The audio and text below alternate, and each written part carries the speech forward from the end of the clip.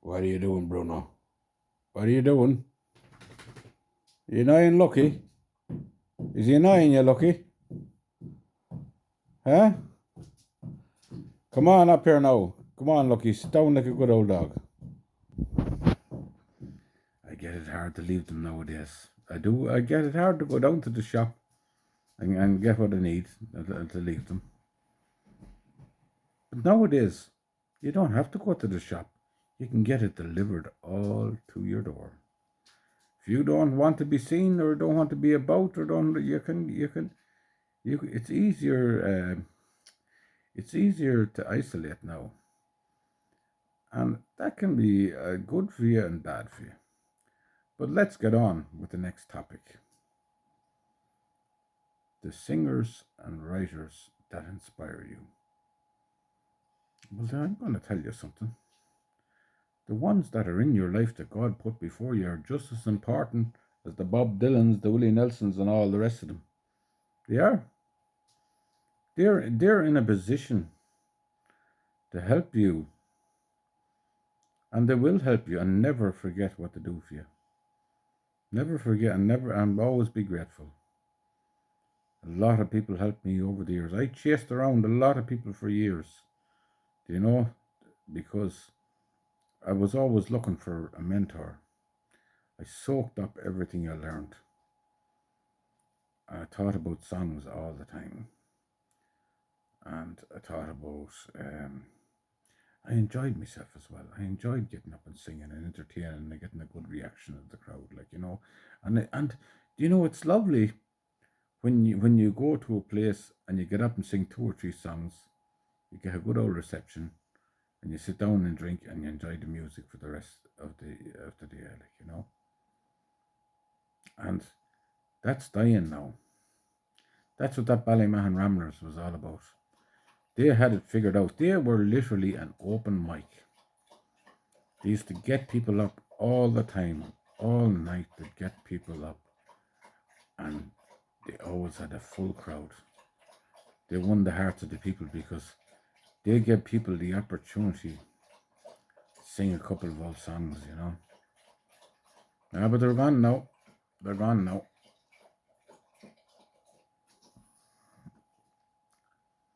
If you like an artist, like I was a big fan. It first started with me that my favorite writer in school was W.B. Yeats. Loved W.B. Yeats. I loved his poetry. It touched me. It inspired me. I loved it. And then I learned a few poems of his, but I didn't learn them all. I learned the main ones, like September 1913, No Second Try, and that sort of thing.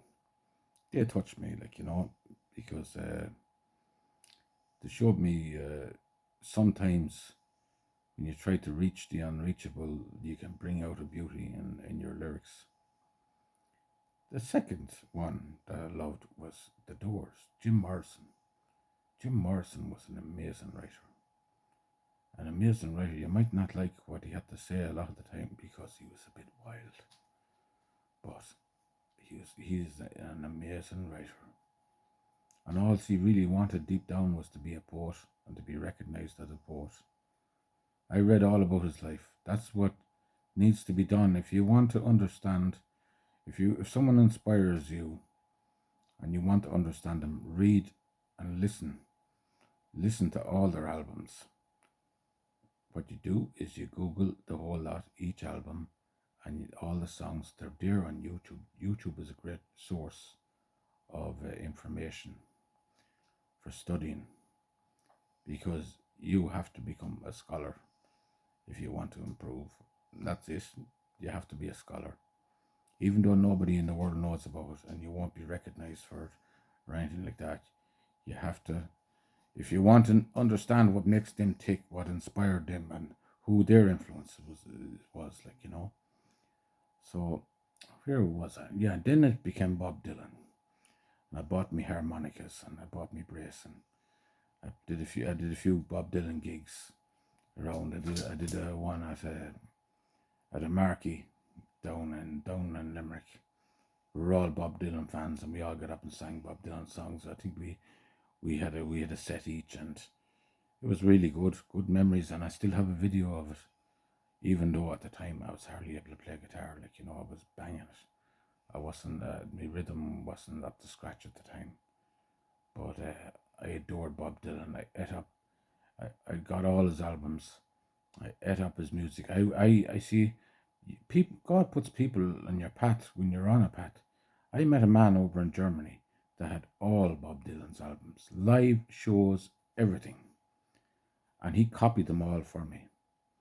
You see, Helm is his name. God bless Helm. He did help me, like, you know. He wasn't a perfect man, but he reached out and helped me, and I have to be grateful for that. And his son became my manager when I was playing music out in Germany.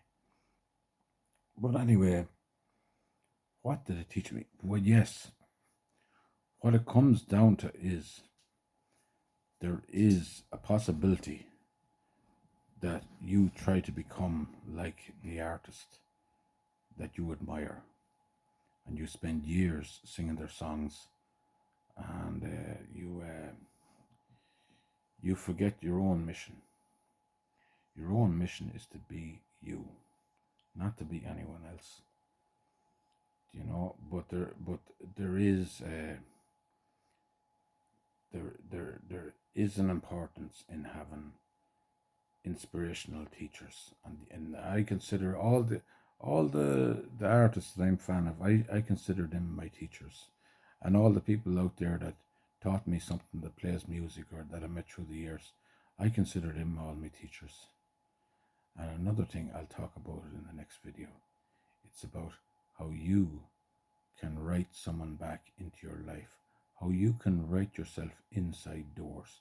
You can use your lyrics and your songs and write about someone that you want forgiveness from, or that you want to